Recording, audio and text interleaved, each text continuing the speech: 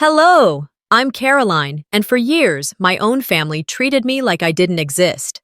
My brother called me cheap, said I only belonged in a budget hotel, and cut me out of the Europe trip, never realizing I make 6 figures a month. I wasn't crying in a corner. I booked my own private flight, sipped champagne at sunset, and posted, "No delays here." How could they have been so blind to the person I really am? And what happens when the quiet one finally stops waiting for permission to be seen? The Texas heat was relentless that afternoon, radiating off the pavement in hazy waves, the kind that makes the air feel thick, like it's pressing into your skin. I had just wrapped up a Zoom strategy call with one of my senior team leads. The conversation had been productive, tight deadlines, a new client onboarded, projections that looked promising. Numbers don't lie. People do. I poured myself a tall glass of cucumber water, condensation already sliding down the side before I could make it back outside. I settled into my favorite chair on the back patio, hoping to find a moment of peace. The cicadas were droning in that rhythmic hum that only southern summers know, and for a second, it almost worked. I let the sun soak into my skin, tilted my head back, and breathed in the scent of dry grass and distant jasmine. Then, I made the mistake. I checked the family group chat. And there it was. A live video call already in progress. Started by Elias, of course, my older brother. Always the orchestrator, the one who took pride in being the connector, the one who decided who counted. He loved to host, especially when he could control the narrative. Out of curiosity, or maybe instinct, I tapped Join Quietly. The screen loaded, and the familiar faces appeared, pixelated but unmistakable. Elias, Mom, cousins Jenna and Troy, even Aunt Sheila from Arizona, all laughing like an inside joke had just landed. The warm, casual chaos of family. Except, it wasn't for me. They were planning a trip, not just a getaway. A full-on European adventure. Jenna's voice rang out, dreamy and excited. "The Amalfi Coast is absolutely gorgeous this time of year. I found a villa with a private chef." Troy jumped in next. "And we have to do that vintage train ride through Prague, Elias. You promised." Then came Elias's voice, so perfectly performative, designed to bite while sounding playful. "Well, we're keeping it tight this year. Just the usual crew. Can't afford to be stopping at every thrift shop or looking for the nearest Motel 6, right?" Laughter, loud, unfiltered, echoing through my speakers. I sat still. Waited. No one said my name. No one wondered if I'd want to go. No one even noticed I was on the call. It wasn't just omission. It was intention. A silent decision. I wasn't part of the brand. I closed the call without a word. Didn't flinch. Didn't cry. But the familiar ache settled deep. That twisting, quiet sting in your chest that doesn't shout. It just sits there. Because this wasn't the first time. This wasn't new. I leaned back in my chair, glass still cold in my hand, and let the cicadas fade into a reel of memories. There was the Florida trip, 3 years ago. I'd been given the smallest room in the rental house, no air conditioning, a window that wouldn't fully close, and a cot so thin I felt the slats underneath. I'd asked Elias if I could swap with the empty guest room no one was using. He laughed and said, "You're used to roughing it, right?" At Mom's 60th birthday, I gave her a pearl brooch from a boutique designer in New York. She smiled, thanked me vaguely. A month later, I saw a photo of her gifting that same unopened brooch in the box I wrapped it in to her church friend, calling it a special gift from the family. No one said a thing. At Thanksgiving 2 years ago, Elias came into my modest one-bedroom apartment, looked around and smirked. "Still doing the minimalist thing? Or is this just what broke looks like now?" 2 days later, he sent a text. "Hey, can you wire me $3,000? Emergency." And I did. No hesitation. No drama. Just sent it, like I always did. That's who I was to them. The quiet one. The helper, the giver, the one who doesn't complain, the coat rack, the emotional storage locker, there to hold their burdens, but never invited to share mine. To them, I wasn't interesting. I wasn't shiny. I didn't fit the curated image of what our family projected. I didn't marry rich. I didn't post family photos in matching outfits. I didn't pose at vineyard brunches or talk about remodeling kitchens. I just built. I built when no one was watching. I worked when others vacationed. I invested in skills, strategies, and people who didn't need to be impressed. I failed quietly. I succeeded even quieter. So after that call ended, I walked back inside, set my glass on the counter, opened my laptop, dashboard login, passive income, 3 businesses, 1 consulting firm, 2 digital assets, days close, $104, $370.52. I stared at the number, not out of surprise, but out of realization. I had built something they didn't even know how to see. And more importantly, something they didn't care to see, because it didn't fit their narrative, because it didn't come with applause, because I didn't brag, because I had never made them need to recognize me. And I finally understood. They never would. Even if I made $1 million a month, Elias would still treat me like the little sister playing dress-up. Mom would still forget to mention my name at gatherings. Jenna would still skip me in the RSVP count. Aunt Sheila would still say, "Oh, I didn't know you were coming." And you know what? Maybe that's okay. Maybe recognition from the wrong people has no value at all. The neighbors think I'm the golden child. Mrs. Donnelly, from across the street, once brought me cookies and said, "You're always doing so much for your family. It's inspiring." I smiled and thanked her. If only she knew, I wasn't even invited to Hannah's wedding. My cousin, her venue, a luxury hotel I personally helped her parents negotiate rates for 3 years ago. My name wasn't on the guest list. When I asked her gently, she replied, "Oh my God, we totally meant to invite you. It just slipped." Sure it did. But that version of me, the quiet, forgiving, dependable one, she didn't live here anymore. The woman sitting in this kitchen, watching 6 figures refresh across a dashboard, drinking cucumber water from crystal glass, she was done waiting for invitations. She wasn't bitter. She was clear. Clear that she didn't have to keep proving her worth to people who would never clap, no matter how loud her success got. Clear that legacy doesn't require approval. It just requires action. I closed my laptop. The cicadas were still buzzing. The sun was starting to dip, casting long golden shadows across the patio. The wind was softer now. It sounded like breath, like beginning. I stood at the sliding glass door and whispered, not to the sky, not to my family, but to myself, just loud enough for my spirit to hear. Let them go to Europe. I've got my own flight plan. And for the first time in a long time, I finally felt free. It had only been a week since I made that promise to myself, a quiet, internal vow whispered into the stillness of a summer evening. I don't need to wait for a seat at their table if I'm capable of building my own. 7 days, that's all it had been. But here I was again, laptop open, face aglow in the soft blue light of a Zoom call. Back in the same digital room with the same voices that have haunted me for decades. I hadn't planned to join. I told myself I wouldn't. But tonight was Mom's birthday, and despite everything, despite every lesson I had already learned the hard way, I clicked the link, out of obligation, out of habit. Maybe, on some deeply buried level, out of hope. I joined late on purpose. Not because I was swamped with work, not because I had somewhere to be, but because I couldn't stomach another minute of their hollow small talk, the superficial, "How are you?" questions that float in the air like feathers, never landing, never sincere. I logged in just as Elias was finishing a theatrical monologue about how he'd gifted Mom a weekend spa package at some 5-star resort in Scottsdale. "Oh, Elias, that's too much," Mom said, pressing her hand to her chest like she was about to faint from joy. Her pearls glinted beneath the chandelier in her dining room. "You deserve the best," he replied smoothly, flashing his signature grin. "After everything this year, you've earned a little pampering. Am I right, guys?" Cue the chorus. Jenna sighed. "You always think of the best gifts." Troy clapped.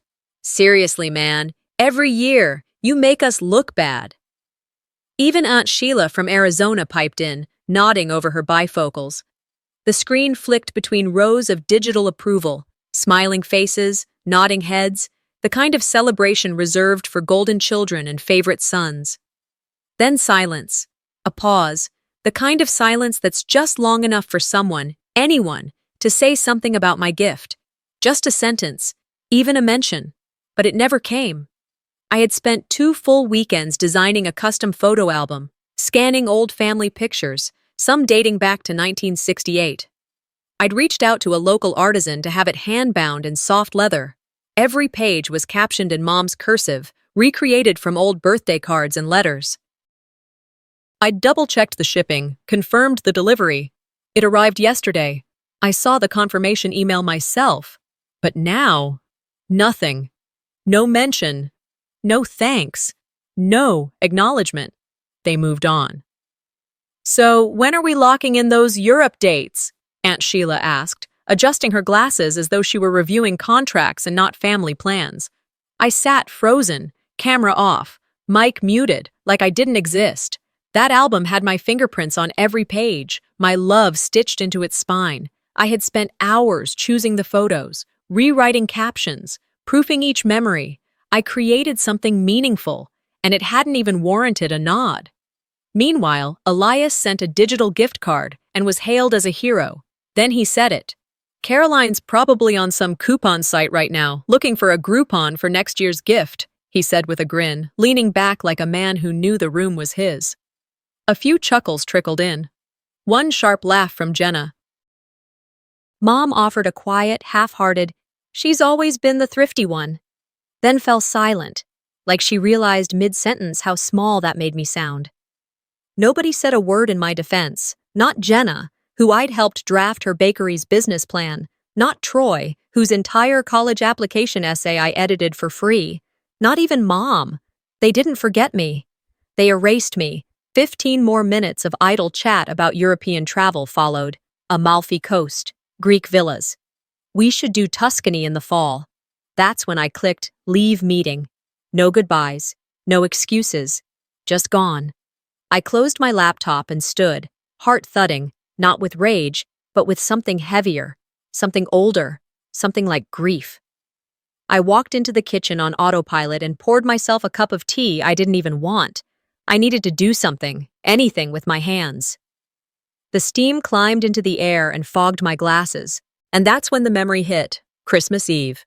2 years ago, I had spent weeks designing a necklace for Mom, delicate, understated, with a birthstone pendant and her initials engraved in the tiniest cursive.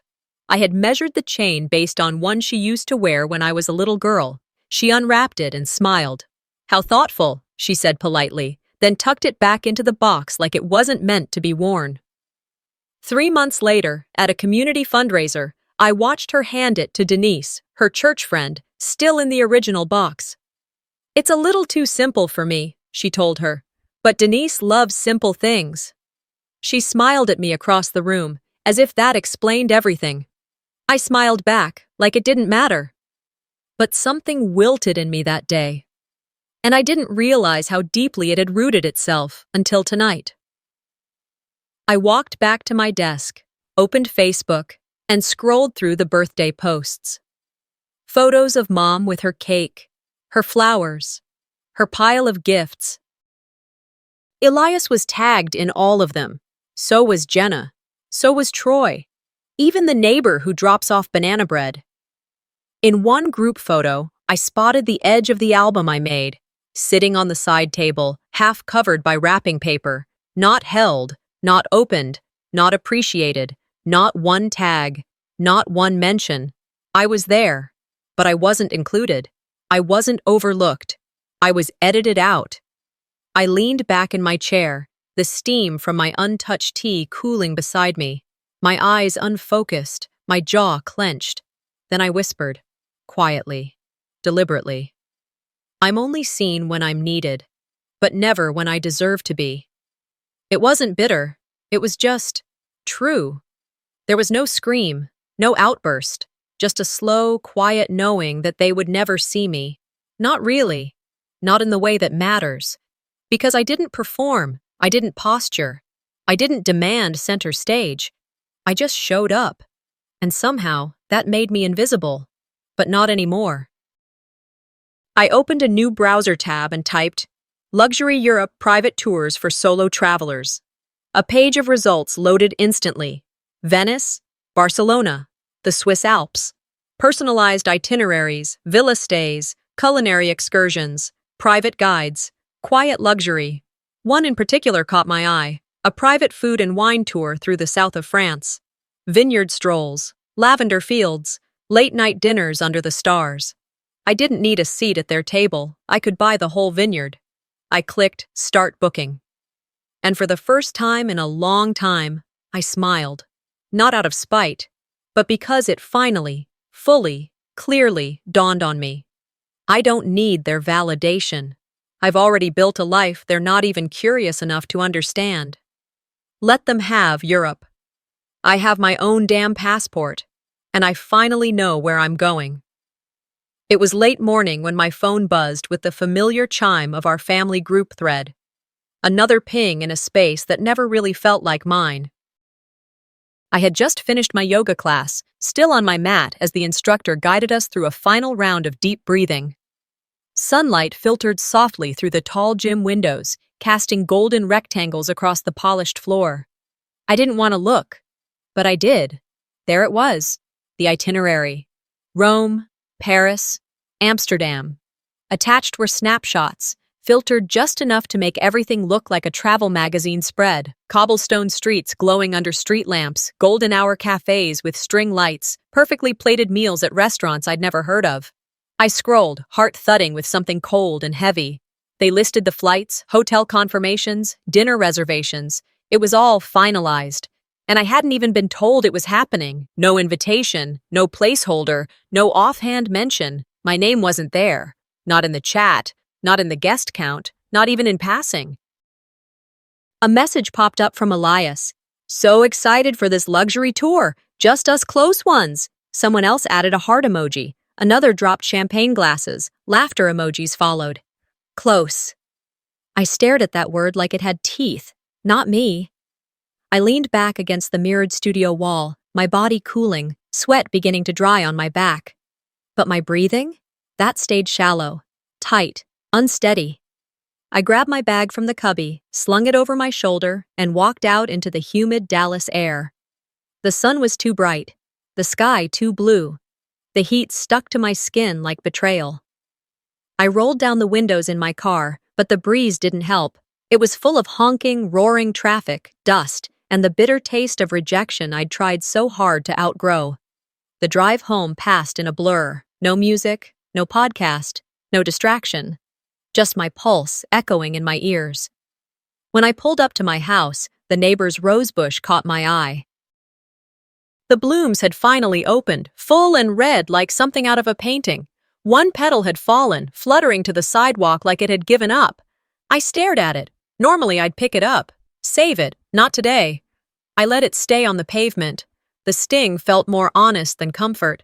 Inside, I kicked off my shoes, dropped my gym bag by the door, and collapsed onto the couch. The laptop sat on the coffee table, humming softly, the screen dark. I reached for it, opened it, and prepared to record a voice memo. My fingers hovered over the keyboard, but I didn't press play. Instead, another message popped up in the family thread. It was Jenna. Caroline's not coming, right? A second later, Elias replied. She'd probably downgrade the whole experience with her budget vibes. And then, laughter, react emojis. Even Mom replied with a weak, she's always been the thrifty one. No defense, no pause, no pushback, nothing. I sat in that silence, let it settle, let it sting, because they weren't making fun of my preferences. They were rewriting my entire narrative, turning my choices into caricatures, calling my survival strategies flaws. Budget? No. Resourceful. I thought about the used car I bought in college, the one I drove across 3 states to get to campus. It ran a little rough, and the AC gave out during finals week. Elias had mocked it endlessly. Why bother with that junk when you could lease something decent, he said once, flipping his keys arrogantly. They saw that car as cheap. What they never saw were the nights I worked double shifts to afford it. or how I bought it outright to avoid a loan because I didn't want to burden mom with more stress, or the part where I skipped spring break every year to save money for graduation fees. They saw the thrift store prom dress I wore senior year. They didn't know it was between that or skipping prom altogether. They saw the outcome, not the effort, and they never asked. I closed my eyes and let the memory settle. Then, something inside me clicked. Not with rage, not with tears, but with resolve. I wasn't going to explain anymore, not my finances, not my choices, not my silence, not my power. I opened a new browser tab and typed, "Private jet charter quotes, Dallas to Tuscany." The page loaded, multiple vendors, tiered packages, concierge services. I clicked one with glowing reviews. Then I opened another tab. Luxury private villas, Tuscany. I clicked through pages. Vineyard estates, private chefs, moonlit patio dinners under lanterns, personal drivers, curated wine tastings. I imagined walking through lavender fields while my family was still waiting in a TSA line. My heart thudded louder with every click. Not because I was nervous, but because I was finally doing it, not for them, for me. I clicked confirm on the $30,000 jet package. My hand trembled, not from doubt, from power. "This isn't revenge," I whispered into the quiet. "This is declaration." I imagined them reading about it later, the group chat buzz, the gossip, the questions. How did she afford it? Where did she go? Who took her photo? But none of those answers mattered, because they weren't owed. They never cared to know the years I spent building, the late nights balancing ledgers, the clients I coached, the e-books I sold, the passive income I built while they called me budget. I did all of it in silence, and silence had become my superpower. I stood up and walked to the window. The sun was lower now, casting golden lines across the street. I watched the cars crawl down the block, people coming home from work, chasing dinners and deadlines. I thought about how they had edited me out, not just from vacations, but from memories, from worth. I thought about how often I had smiled through it, polite, gracious, forgiving, and how often that grace had been mistaken for weakness. I grabbed my phone, opened the camera app, stared at my reflection in the mirror across the room. My hair was pulled back, skin still glowing from the yoga class. Sunlight streaming through the curtain framed me like something out of a portrait. I took one photo, no caption, no filter, just me, seen, unapologetic, unbothered. I posted it, then closed the laptop gently. I exhaled, really exhaled, for the first time that day. The weight lifted slightly, not because things were fixed, but because I had finally stopped asking them to see me, and I said, out loud, with a small smile pulling at the edge of my mouth, "Now let's see who flies economy." I dropped my phone onto the couch cushion. The curtains in my living room draped shadows across my legs, the late afternoon sun turning everything golden before it dipped. My heart was still thudding from the click I made, the $30,000 private jet reservation. My mind buzzed. They'll see what this looks like. Then I saw the first Instagram story. Elias had posted. Designer luggage, matching sunglasses, his cousins with smiles I didn't expect to sting so badly. "Jetting off with the elite," he captioned it. Luggage tags that spelled out first class, palm trees in the background, champagne flutes. My chest tightened. I sat upright, clutching the silk robe wrapped over my shoulders. The quiet victory I'd allowed myself was slipping through their lens, rendered meaningless in the same way I'd always been dismissed. I closed the story. My skin felt hot. I grabbed my phone again. A message from Elias. "Where are you?" No read receipt. No reply. I set the phone face down on the coffee table, music low in the background, something instrumental, with piano keys that touched a chord somewhere in my chest. I needed time. I left the house, walked out to the driveway, where the fragrance of honeysuckle filled the air. The sun was lower now, orange light cutting through the leaves. Car idling in the driveway, I breathed deeply. I let the quiet be part of my reply. Later, I arrived at the Dallas private jet terminal. Jet links at Love Field. This was not a public terminal with crowds and overhead announcements. This was hush, privilege, a separate world. The valet took my bags. There was a lounge with low leather sofas, soft jazz playing, wood paneling, a private room where I signed my paperwork, a small cabinet with curated snacks, artisan chocolate, sparkling water, fruit. An attendant named Marcus offered me a refill of champagne, uncorked carefully. I accepted. Clinked glass. I listened to him speak about the flight crew, about how we would leave in 30 minutes. As I sipped, I watched my reflection in polished glass. I thought, no one ever sees me like this.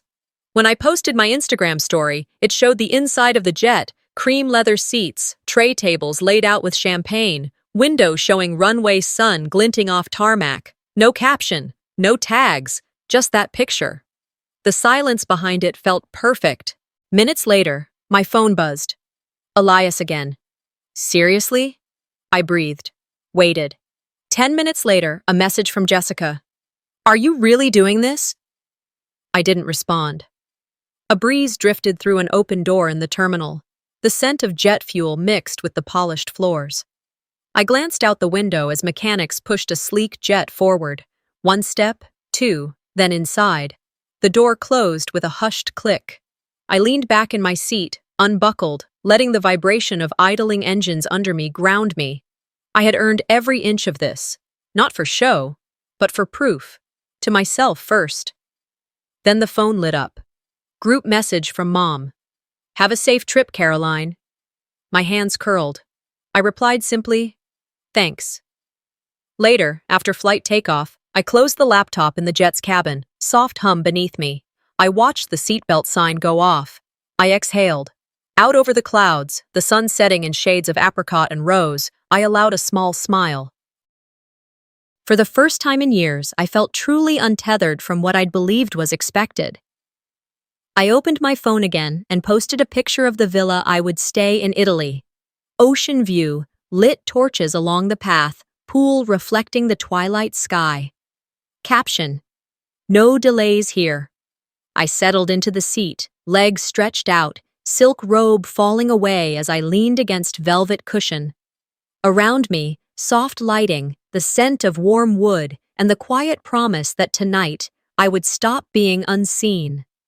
The lights of the villa shimmered gently beneath the full moon, casting golden glows across the whitewashed walls and the curve of the pool outside. From the open terrace doors, I could still hear the hush of the ocean, waves rolling against the shore like a lullaby meant only for me. Inside, my champagne glass rested on the low marble table, untouched for the past few minutes. Droplets of condensation clung to the stem, catching flecks of candlelight as they trickled downward. It was late, but the night felt alive.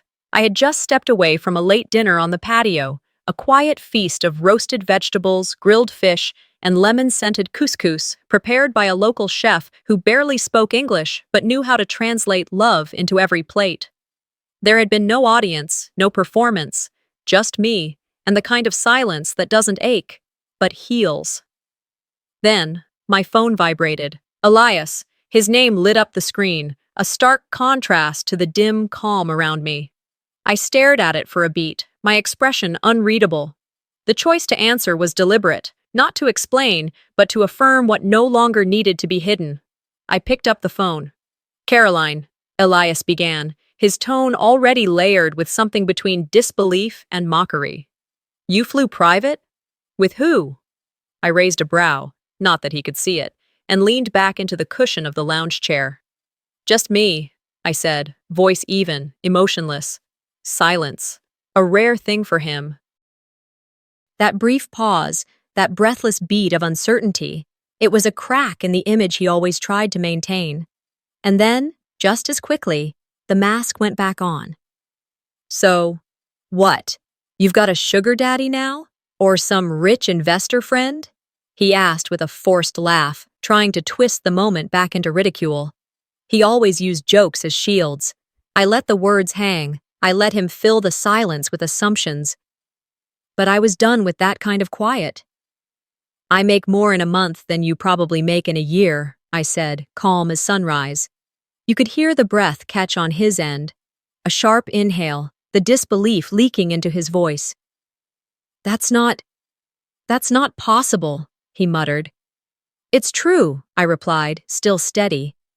All those years you assumed I was cheap. You thought I couldn't keep up. You laughed, and I let you. Because it was easier than correcting you. Because I didn't need your approval to be valuable. More silence. It stretched longer this time. I imagined him pacing wherever he was, maybe in his overpriced condo, or at Mom's, still clinging to his throne as the golden child. Maybe for the first time, he didn't know how to respond. Eventually, he pivoted.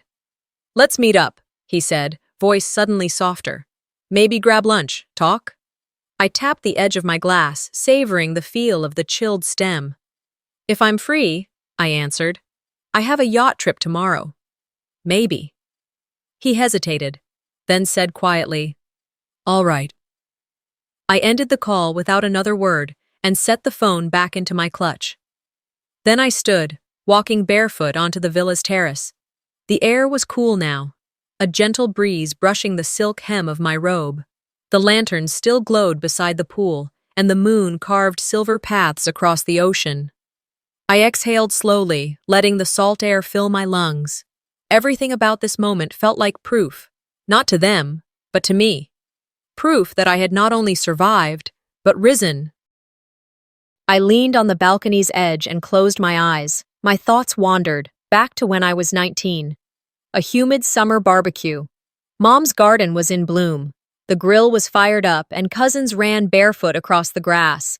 I had spent the morning baking pasta salad, my secret recipe passed down from Grandma. Tangy, a little sweet, garnished with basil I grew on my windowsill. Elias told everyone he made it. It was Caroline's idea, but I perfected it, he said to Aunt Sheila, smiling like it was a harmless joke. People laughed. No one asked me. The bowl emptied quickly, compliments pouring in, none directed at me. I stood there, paper plate in hand, feeling invisible in the crowd. I told myself it didn't matter. One day I thought, they'll see, but they didn't, and I had stopped waiting for them to. I returned inside. The villa was quiet now, soft music playing from the built-in speakers, something acoustic and low, like a lullaby for a soul that had been tired too long. I poured a glass of water, added 2 cubes of ice, and drank slowly. The coldness grounded me. I checked my phone.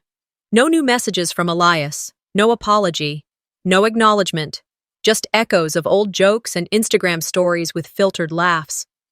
I opened my email app and reviewed a draft I had been refining for months, a formal confirmation of my shares in a boutique property company I had quietly helped grow over the last 5 years.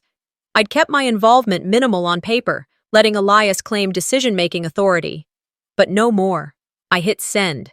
It wasn't revenge. It was correction, an alignment of power.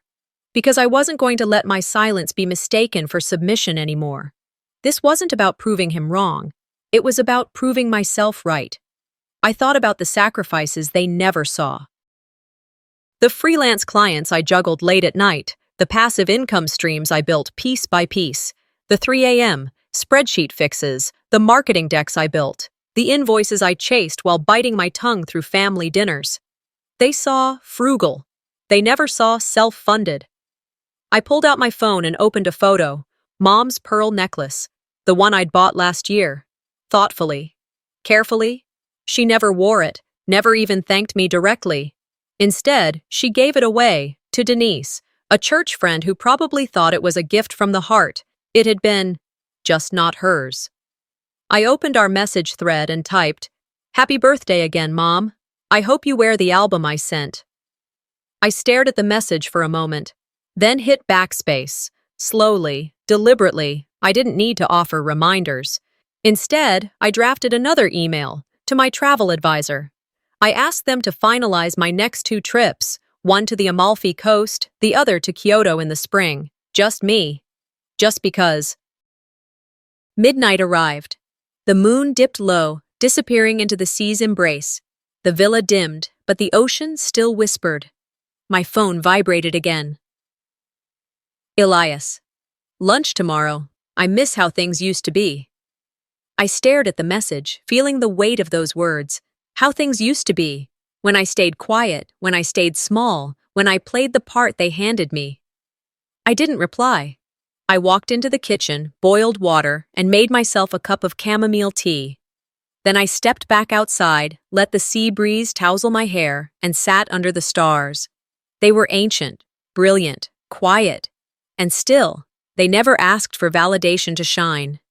I closed my eyes, let the calm wrap around me like a second skin. Then I stood, pulled on my robe, slipped on my sunglasses, and I whispered to no one in particular, just the night, just the version of me that had waited too long. Let them wait. You wanted war? Let's talk assets. They had asked me to wait, to watch, to swallow my pride until their chatter about Europe faded, until their airplane stories dimmed in memory. Now I was done waiting. It was dusk by the time I arrived at my villa. The sky burned in rose and amber over the private terrace. I stepped out onto marble tile, heels soft on the surface, the ocean breeze brushing through my hair. A private chef was arranging candles along the table, the soft glow of lanterns, the clink of fine silverware, the hum of waves, everything arranged so that even the air felt like a reward. Tonight, I'd invited someone over. No, I hadn't told Elias. But I'd sent an RSVP to a friend who knew exactly who I was, someone who saw me without filters, without assumptions. He walked in just as the first violin note rose. A small string quartet played under the pergola, vines trailing overhead. I wore a dress that caught moonlight, deep navy silk that hugged shoulders and left my back bare in a way that felt more confident than flash. I didn't want pity stares, I wanted presence. Soft footsteps, laughter of distant guests somewhere else in the villa. Then my phone buzzed. I didn't look. It had to be Elias. Eating well, huh? I let the message sit. I was sipping a glass of Merlot, a carefully selected vintage. Yes, I thought, then typed, quality matters. Silence. That made me smile. When dinner arrived, 5 courses, fresh seafood, fragrant herbs, citrus glaze, baked fig. It was more than food. It was a declaration, a performance art of my own making. With every bite, I felt the ledger of my past writing itself in ledger lines of triumph. Then, the invite came. A text from Elias. We're at the rooftop restaurant tomorrow. Join us? My fingers hovered. I thought of the rooftop table in Austin, the one I was excluded from. I thought of the choked apologies always waiting somewhere behind his voice. I typed, sounds lovely, but I'll be at a private island till late. I paused, not sending it. I didn't need him to think I was trying. I clicked send on something else, a photo of the moon, low, just past twilight, reflected in the pool below. Then I added nothing, just this. Busy, maybe next time. The weight of anticipation hung in the air like perfume. Flashback caught me again, the year Elias maxed out his credit card trying to impress everyone at a gala. He called me desperately, asking for help, for $5,000. I wired the money before I asked a question. No one knew. No one thanked me. They believe my success now is some overnight trick, some lucky noise. They don't know, or admit, that I built this quietly while pretending not to care. While listening to those jokes, always nodding, always helping. Suddenly, notifications. Elias posted an Instagram story.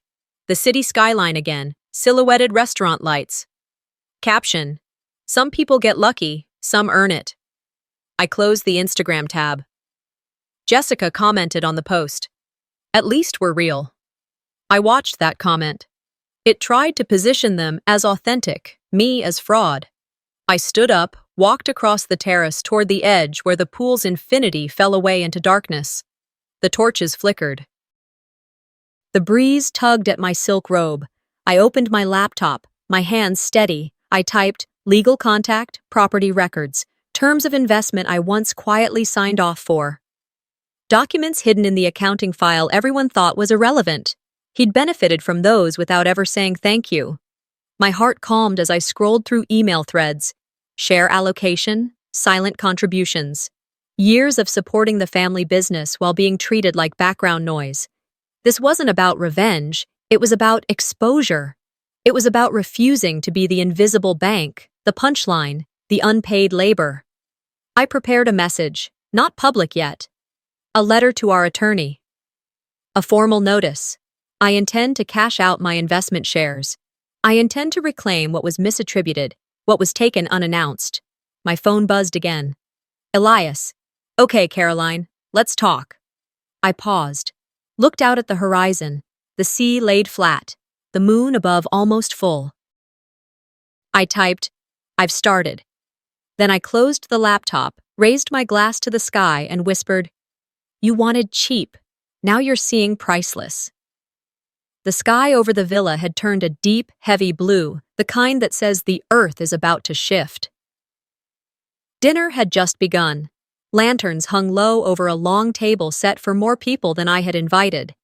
I arrived late, just after sunset, so the torches were lit, casting dancing shadows across linen tablecloths. Soft murmur of conversation resisted falling into silence. I walked in alone, heels clicking on flagstones, wearing something that glowed. Not quite spotlight, but impossible to ignore. Caroline, Elias said, head tilting, voice practiced. There she is, Miss Millionaire. Laughter like broken glass followed. He didn't mean to hurt me tonight, or maybe he did, but I didn't flinch. I sat at the end of the table, far enough from his reach. The ocean breeze carried the scent of salt and basil from the kitchen. Waiters in crisp jackets danced between us, pouring wine, letting coursed plates glide under candlelight. I lifted my glass for water. It was cool, and breathed. Ordered quietly. Still bottled, thank you. Laughter broke again at some joke I couldn't hear from across the table. A cousin nudged another. 2 phones flashed. I reminded myself. This was my night. Their optics would mean nothing if I held the truth in my hands. Halfway through the salad course, sweet figs and arugula dressed in citrus, I looked at Elias. He was speaking, gesturing, charming our mother. That's Caroline. She's always been ambitious, but maybe not everyone realizes how ambitious until it's too late, he said, eyeing me. As though ambition were a crime. I raised an eyebrow. Waiter paused near me. I waited for the appetizer to clear. Then I spoke, voice soft but audible, so the clink of cutlery didn't cover my words. By the way, remember the rental property company? I sold my shares yesterday. Elias blinked. A slow inhale. In a room full of polished glasses and murmurs, his composure cracked.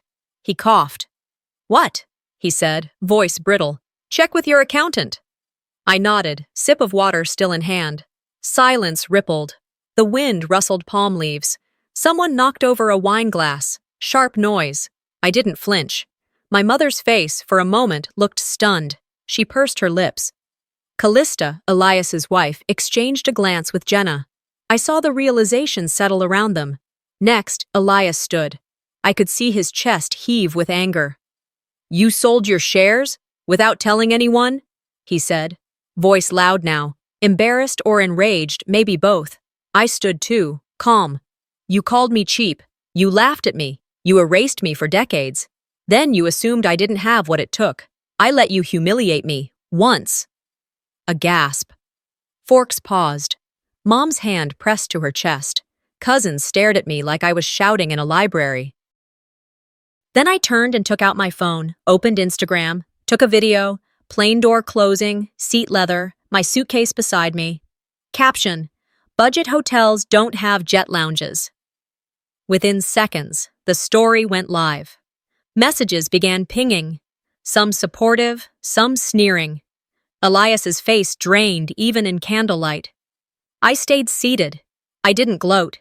I just let the tension sit in the air, let the table feel small around him while I occupied space. Later, after dessert, ephemeral lemon sorbet, he sent me a private message. 3 words flickering on my screen. We need to talk. I looked at the stars overhead, violinist trailing off, night breeze soft as pardon, but I whispered not a word. I typed back. No. I went just far enough. She posted her apology at noon. I saw it first from my phone, the blue verified check next to Elias's name. He called himself misunderstood, blamed misunderstandings, painted me as the upset sibling who overreacts. Comments rolled in. Sympathy, support, and a few shallow praises. Keeping the peace. Family goes through things. I stared at the screen for a long time, cafe latte cooling at my desk in New York. The skyline outside the window blurred as I let his words wash over me. I had expected misdirection. I had expected manipulation. But this felt like the final straw. I opened my laptop. A quiet room behind me, curtains drawn soft, light dim. I arranged folders, receipts, contracts, texts, all the years where I saved the company, but no one ever asked to see my work.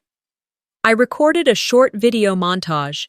Loan records in Mom's handwriting, property documents co-signed, moments when I patched over Elias's mistakes without anyone noticing.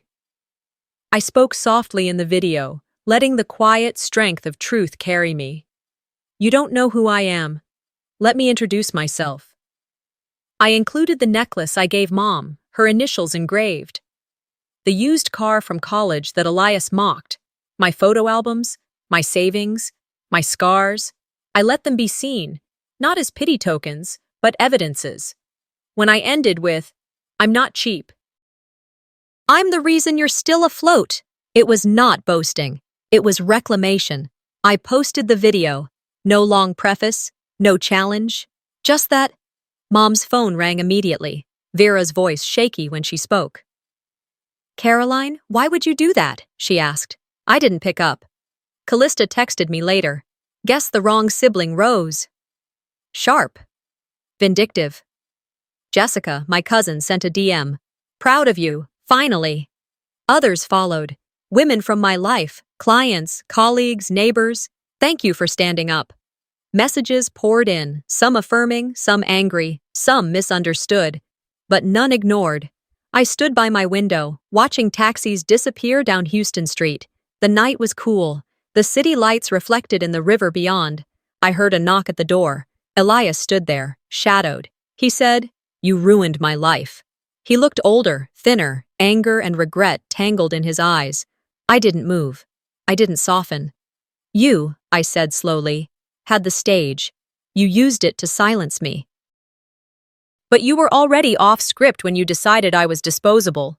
He opened his mouth, closed it, took a step forward. I held up my hand.